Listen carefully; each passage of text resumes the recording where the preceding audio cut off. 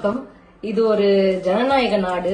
யார் எங்க வரணும், நிக்கணும், பேசணும்ன்றத அரசாங்கம் முடிவு பண்றதுக்கு இது மன்னராட்சி கிடையாது. இது ஃபர்ஸ்ட் ஆஃப் ஆல் இது ஒரு டெமோக்ரஸின்றத நான் சொல்லிக்க விரும்புறேன். வாரிசு அரசியல் பழகி இவங்களுக்கு இதெல்லாம் மறந்துடுச்சுன்னு நினைக்கிறேன். அதை திருப்பி ஞாபகப்படுத்தணும்ன்றதுதான் என்னுடைய நோக்கம்.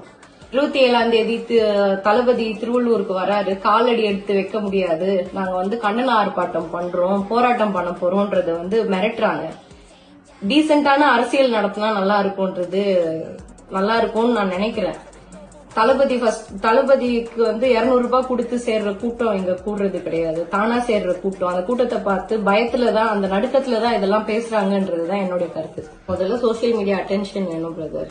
அதுக்காக தான் இவர் இப்படி ஒரு வீடியோ போட்டிருக்காருன்றது கிளியரா தெரியுது. தளபதி விஜய் கால் எடுத்து வைக்க முடியாது திருவள்ளூர்ல அப்படின்னு சொல்லியிருக்காரு. முதல்ல தளபதி வர அன்னைக்கு இவங்க யாராலும் கால் வைக்கவாத இடம் இருக்கான்றத நம்ம பார்க்கதான் போறோம். இது தானா சேர்ற கூட்டம், 200 ரூபாய்க்கோ பிரியாணிக்கோ சேர்ற கூட்டம் கிடையாது. அதை பார்த்து பயத்துலதான் இவங்க பேசுறாங்கன்றதுதான் ரொம்ப வேடிக்கையா இருக்கு. நீங்க ஆல்ரெடி பாத்திருப்பீங்க, திருச்சியில அரியலூர்ல நின்னுட்டு இருந்த கூட்டத்தை, இன்னைக்கு நாகப்பட்டினத்துல அந்த கூட்டத்தையும் நீங்க பாத்திருப்பீங்க.